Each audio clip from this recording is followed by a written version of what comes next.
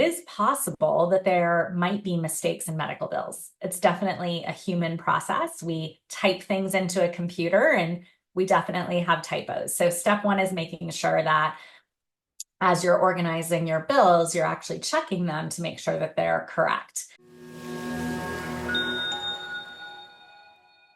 Finally, we are going to be talking about strategies for managing medical bills. And what are some of the ways that patients and caregivers can organize and manage medical bills? You definitely hit on a key topic. Staying organized when managing medical bills is definitely step one. Unfortunately, anytime you're getting medical care, it can generate a lot of paper, and that might mean actual paper that is getting mailed to you, but it also might be emails that you're getting for bills and explanation of benefits from your insurance companies. It might also be things that you're getting through an online portal from your provider or your insurance company. So whatever form it might take, it generates paper. And that paper is really important to review and make sure that it's correct, because it is possible that there might be mistakes in medical bills. It's definitely a human process. We type things into a computer and we definitely have typos. So step one is making sure that as you're organizing your bills, you're actually checking them to make sure that they're correct.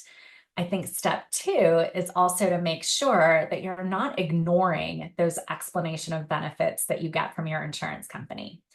And an explanation of benefits, or an EOB, is basically a piece of paper where the insurance company is explaining they got a bill from the provider, how they handled the bill, and then what your responsibility is. So you want to take that explanation of benefits from your insurance company, match it up to the bill that you get from the provider, and make sure it actually is the same.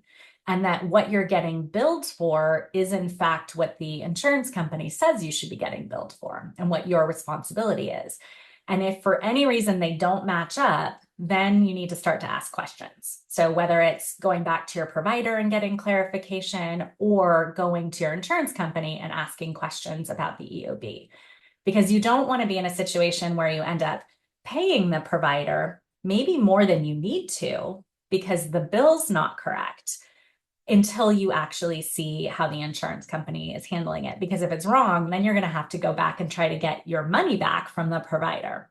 And you don't want to have to create more work for yourself. So doing a little bit of work on the front end and comparing the bill to the explanation of benefits, and waiting until the EOB comes in the mail or by email or through the portal, and then making that comparison is also very helpful.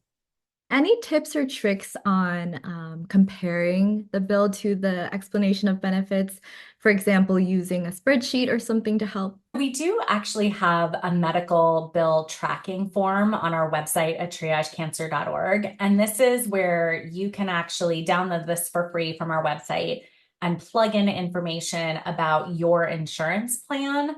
So you can identify what the out-of-pocket maximum is for your plan, what your deductible is. And then it has a space for you to actually put in each bill you pay.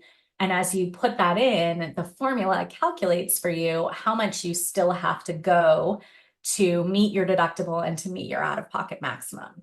And that's really useful, because if you meet your out-of-pocket maximum, then your insurance should be paying at 100% for your medical care for the rest of the year. So you then know at that point, every time you go to a provider and they ask for your copays, that you want to make sure that you're communicating you've already met your out-of-pocket maximum and don't have to pay any more copays for the rest of the year. So that's another example of where you don't want to be paying more than you need to and then find out later and then track down that money from a provider. Yes, very important to do. Good. And what might some other strategies include in staying organized and managing medical bills?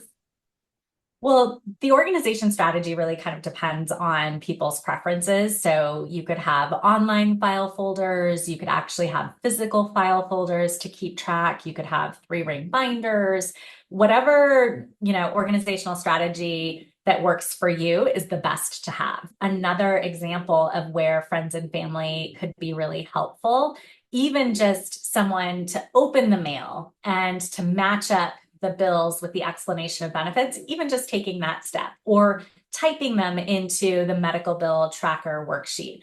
Those are pretty simple things, but can be immensely helpful to someone who's trying to stay on top of all the things that come along with cancer diagnosis.